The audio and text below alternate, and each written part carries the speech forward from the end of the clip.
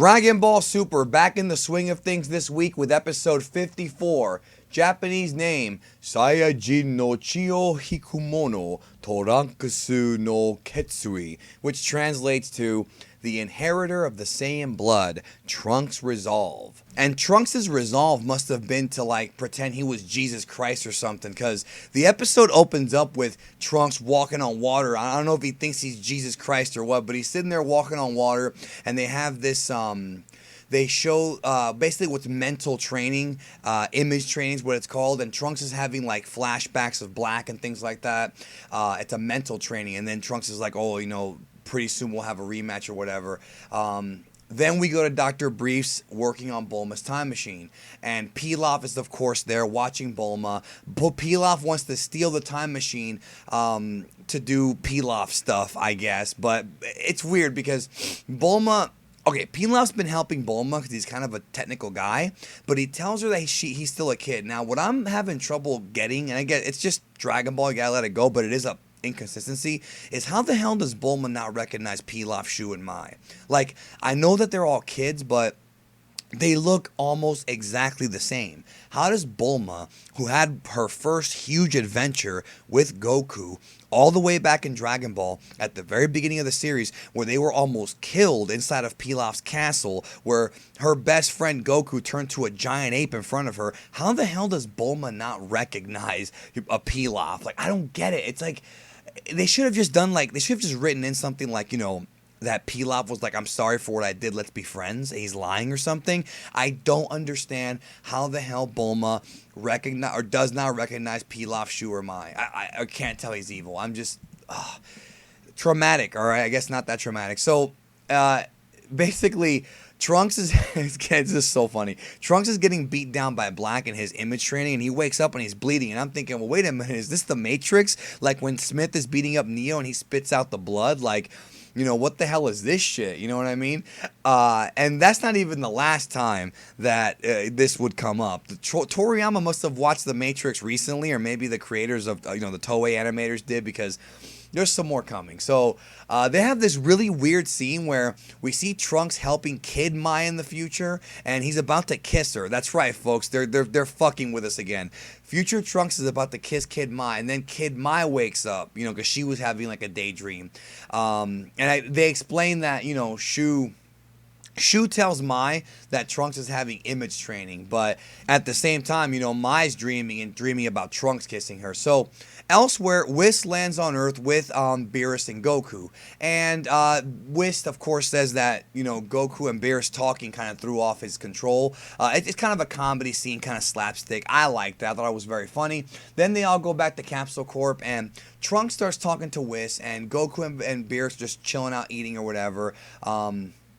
And Whis reports on what happened about kind of the comparison between Zamasu and Ki and Black Goku's Ki. And Whis says that Goku Black's Ki had a lot more evil than Zamasu, but it's possible Zamasu might turn evil himself, which again, we've been talking about that a lot. I have a video down below I want all you guys to watch called Is Zamasu Goku Black? I have that video. I'm going to put it down in the description. When you get done with the review, check out the video, because I go into very explicit detail about all the clues they've given us about what's going on. But guess what? There's even more clues in this episode, even more clues. So Trunks pretty much is shocked that Goku actually fought the God of Destruction, Beerus, and Trunks is like, well, if Goku got so strong, let me be that strong. And of course, while all this is going on, Vegeta's like, hey, kid, let me go train you. And then Beerus and Whis are like, hey, we gotta go. Take care of your own shit.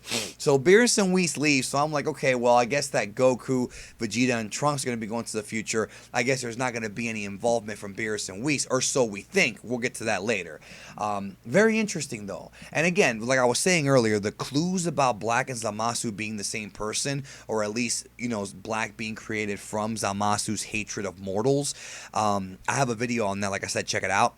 Also, I have another video called Humans Explained, where I go into when Zamasu refers to people as humans. I said it last week in my review. He's not talking about human beings from Earth. He's talking about all non-gods, non-demons, non-androids, mortals essentially. So do not get confused if you're reading different subtitles. When Zamasu says humans, Ningen, he's talking about all mortals, okay?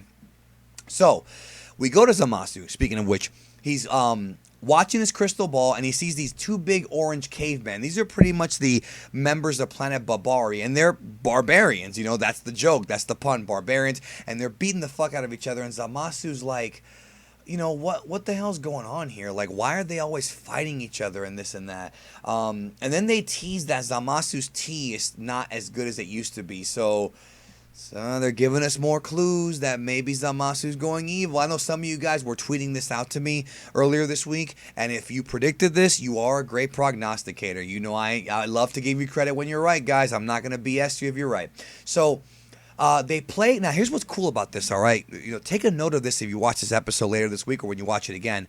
When they show Zamasu and Gowasu and Zamasu's talking, they play a slowed down version of Black's theme. Again, guys, more clues that Zamasu and Black are beyond linked at this point. We're getting more clues. So the people of planet Babari keep fighting. Zamasu's like, why don't we just destroy them? Gowasu's like, dude, what are you talking about? That's how God of Destructions talk. Like, chill the fuck out. He doesn't really say it in those words, but he's basically telling Zamasu, yo, you gotta chill out with this, you know, anger.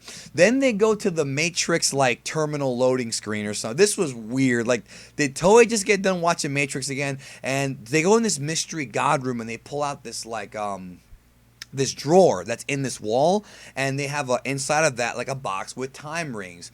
And Gowasu and Zamasu's like, why don't we go to the future about 1,000 years just to see if the barbarians from planet Babari, to see if they've improved, to see if they've evolved past, you know, being warlike and things like that. Now, of course, Barbaries are not, like I said before, regular human beings. They are barbarians, but they're supposed to represent cavemen, Neanderthals, kind of the prehistoric human. So the idea is, you know, will they ever evolve to become better? Of course, every civilization is different. You can't expect them to all be the same, but Zamasu doesn't really think that way, from what I've understood. So Gowasu and Zamasu go to the future, and they pretty much talk about like how Zamasu really doesn't use time rings very frequently. So Gowasu's talking about time rings, and pretty much states that you can't use them to go back in time, but you can just use them to look at the future and kind of go see the future. But you're not supposed to interfere, which of course is the time travel rule for all fiction. You're not supposed to interfere with the times.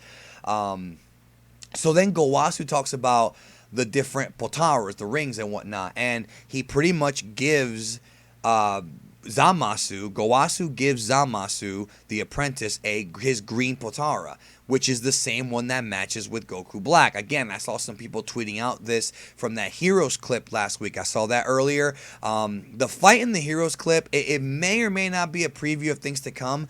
I don't believe that it is. We can't put stock into it. However, the theory about the green potara could very well be the case. But the point is that he explains that, yes, the green ring is the potara, and now Zamasu has one, just like Black. Are Black and Goku are Black and Zamasu two different beings, or is this a clue that Zamasu does eventually become Black, like I said in my video? Again, guys, it's getting more and more interesting. They're giving us more and more clues, okay? So Zamasu now has his official pair of potara, and like official fusion. I don't know if they're fusion potara, but they are potara. The fusion isn't even brought up. I don't think. I didn't hear that part. And of course, they go to the future, and the Barbari are still fighting. They are still Neanderthalish, and Zamasu's like, oh, these people aren't going to change. The symbolism of him getting the potara pretty much is telling us that he is a full-fledged Kaioshin, that he is now graduated into being a Kaioshin. That's what Zamasu is now. So again, they're giving us lots of clues here. So then we go back to the present, or to Universe 7 or whatever, with Trunks. And this is kind of the highlight of the episode, the main event of the episode. Trunks is training, or he's thinking about when he trained with Vegeta in the Room of Spirit and Time. Trunks and Vegeta are in like a forest and they're training. And Vegeta shows Trunks Super Saiyan Grade 2, or sometimes known as Ascended Super Saiyan, which is the really buff form, but not the extremely buff one that Trunks uses later on, called Super Saiyan Grade grade 3 or Ultra Super Saiyan. I have a link to a video again down below explaining the Super Saiyan forms, the Super Saiyan forms, however you want to pronounce it. My 2 videos explain every single form up until the red form. So if you're curious about the difference of these forms, if you don't remember, if you need a refresher course, my video will tell you exactly what it is that you need to know about these forms. So there's this awesome part where Trunks is like, hey, so, yeah, Goku, he can do Super Saiyan 3. And then Vegeta laughs and he's like, ha ha ha ha. This is awesome performance by Ryo Horikawa, just amazing. And then boom, he goes right into blue. He shows him blue and he's like, Super Saiyajin Blue. And then when he transforms, Trunks cannot sense the God Ki, but Goku can, which wakes him up from his nap. He's like, whoa, I sense the God Ki. Vegeta must be fighting. Trunks then realizes, okay, this God training is paying off. So Trunks then powers up to grade 3, which is Ultra SS. And he gets really beefy, right? And we're like, wait a minute. I thought he can go SS2. I thought he can go beyond that. Vegeta says, okay, the game is if you hit me, I'll reward you. Like, it's basically what Vegeta tells him. So, what happens is Vegeta lunges at Trunks, and then Trunks quickly switches back to SS2. It looks like SS2. And Vegeta's like, oh, okay, this is pretty interesting. He's not that weak. He realizes, of course, that the buff form is old and played out, and like Cell told him, it's too slow. But it was cool seeing the buff form again. Guys, it's just like when they had the episode with SS3 Gotenks. Like, they just do this to give us like a throwback to Dragon Ball Z so that we all remember, hey, I remember that. I remember when Trunks did that against Cell. That's why they did it. It was just a little homage to the past. So, Vegeta wrecks his shit, obviously. Obviously, blue is way too much for Trunks. Like I said, Vegeta tells Trunks, if you land a blow on me, you win. He's just wearing him out. Meanwhile, Goku teleports Bulma there, and they're both there together. Vegeta rocks him, and he basically tells Trunks, stop fucking around. Then Trunks has this, like, premonition of, oh, well, Goku and my dad can take on Black themselves. I don't have to get stronger. Of course, Vegeta gets pissed at that, and he's like, stop fucking around. He sees Bulma. He goes back to his base. Then Trunks, like, sneak headbutts him, right? It's awesome. And that's it. He landed a hit. He wins. And he says, I'm going to surpass, you and Black, hopefully with training. So it looks like Trunks' training to get stronger and possibly even get SS Blue has begun. I don't know how it's going to look on him because he's blue, but we'll see what happens. I mean, we will see. It is interesting, though, very interesting, that Trunks looks like he may train. So, again, we're getting more clues for the future. Then, of course, the episode cliffhanger. We go back to Beerus and Whis. They're back on Beerus' planet. Whis is cooking some stir-fry. His staff goes off like a phone. It's ringing like a phone. Beerus is, of course, lazy to get it, but he gets it, and then he looks, boom, boom, it's the Omni King. It is Zeno. He's like, Zeno-sama. And that's it. That's the cliffhanger of the episode. Zeno is calling Beerus because he wants to talk to Goku. So that does continue the previous arc where Omni King was kind of fascinated by Goku and he wants to talk to him. Now that of course brings us to the next episode preview where it looks like, and I'm going to break this down in my episode preview review video coming up in the next couple days. I'm going to break it down for you guys. It looks like we're going to be introduced to another Kaioshin. They're going to go back and meet the regular Kaioshin, the one that, the one that we saw in Supreme Kai, the one from Dragon Ball Z. They're going to go back and meet him. Omni King will meet Goku, and they're going to meet some other Kaioshin, a new character which we had not seen before. Very interesting. I thought it was a Supreme Kai of Time there for a minute, but I don't think it is. But very interesting stuff, and we're going to see where the story goes. Thank you, as always, for checking out my review. I did enjoy this episode. The animation was good. The music was incredible, and they really are giving us a lot of clues about where this story is going. I just hope that the arc doesn't just end with them going back to the future and having Trunks beat Black and that's it. Like, I want there to be more of a story here. I want this thing to be longer. Let me know what you guys think down below in the comment section. Yes, I did hit 100,000 subscribers earlier this morning. I want to thank each and every one of you. Please share this video out with the world so we can keep this momentum going. Thank you for letting me hit, or for helping me hit 100,000, and for supporting Geekdom 101. I have lots of big surprises coming up. I've been saving for 100K. I can't wait for y'all to see it. Thank you again. Let me know what you thought about the episode down below. Let me know what you thought about the clues about Black. Talk to y'all later.